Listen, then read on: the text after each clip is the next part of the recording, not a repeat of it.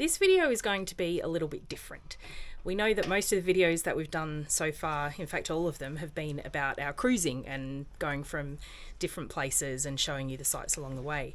But obviously we have some time that's spent just being on the boat and doing domestic things, and we thought that you might like to see what domestic life looks like on the boat.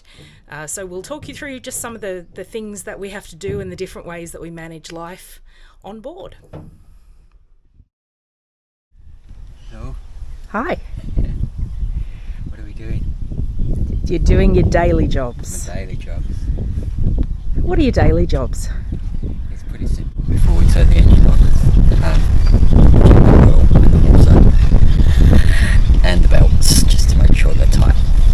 And that's about it before we start the engine. Cool. So let's do that. Okay.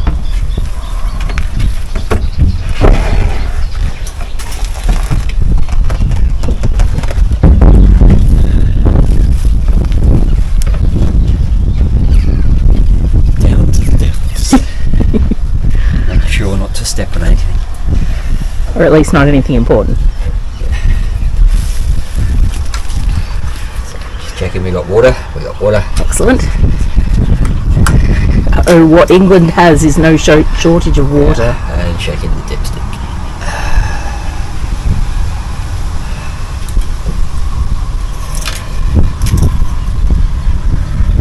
Beautiful. And we have oil.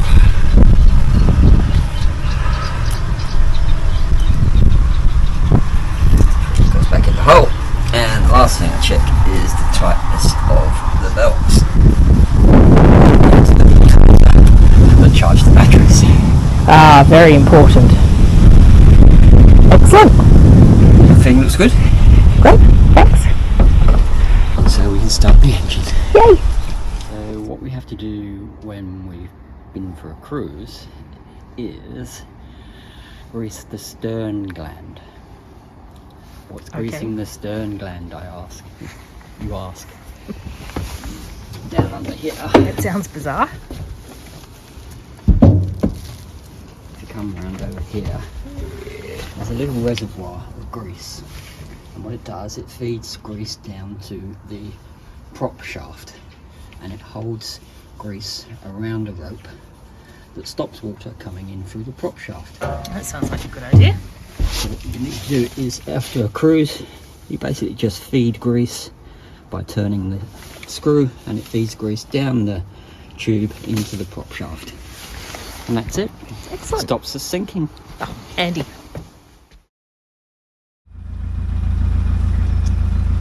So it's not as convenient as your toilet at home. There's our waste. But Gary now has the grand job of... Oh yes, I did. It has the grand job of emptying in the Elsan point. Delightful. We have to do that about every 4 days. We do have 2 cassettes though if needed. Meanwhile, I've got the job of filling the water up, which I've got this key for, to undo our water tank.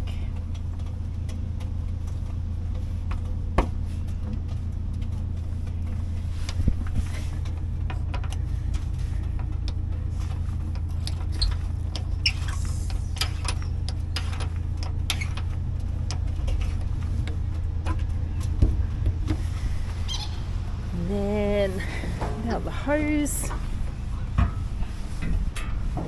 There it is.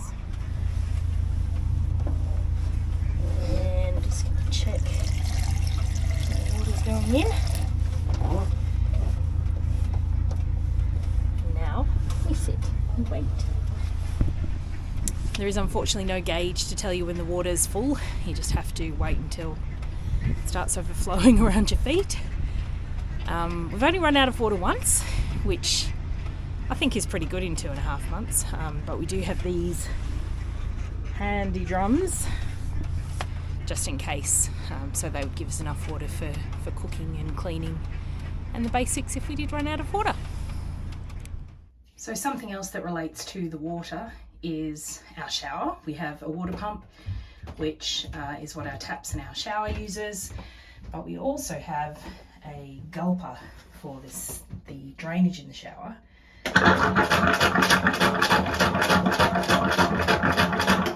And what this does is, because the shower drainage is actually below the level of the canal, it needs to pump the water out. So it actually pumps it up and pumps it out into the canal. So we just stopped at bridge number 35 for the rubbish. And I'll take you with me, show you where it is. Just as a side note, while Gary finds his way to the skip, the rubbish can be left in all sorts of different places set by the Canal and River Trust. So sometimes there are rubbish places that are attached to LSAN points and taps. Other times there are skips by the sides of bridges. So you just have to watch out for them on the map and know where to stop.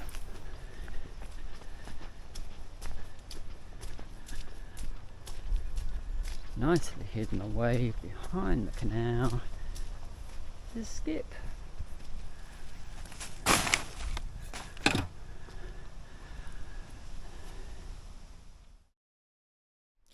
So one thing that's very different about boat life is electricity.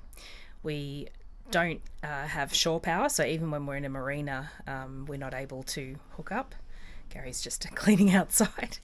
But what we do have is a couple of leisure batteries that are charged from the engine when we're moving, and they're charged from the solar panels as well. They're topped up. We also have something very handy, which I'll show you, which is an app which shows us the details of how our battery's doing, how much solar we're getting. There we go. So getting a little bit of solar at the moment, which is great. The sun's actually come out for once. And it shows us our history so that we can track our highs and lows. So we do look at that quite a lot so that we know how much power we've got, how much power we can use. We also have an inverter so that we can use 240 volt appliances, but that uses a lot of power, so we try and use it as little as possible. In fact, we hardly need it for anything. Our TV and our fridge both run on 12 volt power, so they don't use too much power at all. And everything else we tend to charge with USB, which is very little power as well. So that's how we manage power on the boat. Speaking of TV, we do have one. It has, as I said, a 12 volt connection, so that's pretty easy. This is our aerial. If we want to use TV and we haven't used it in that particular mooring spot before, we have to pop it up on the roof, find the right direction, tune the TV in with the channels, and do that every time we move. So we actually don't use it very often, but it's good to have it there just in case. Now, that's enough of domestic life. Time to cruise.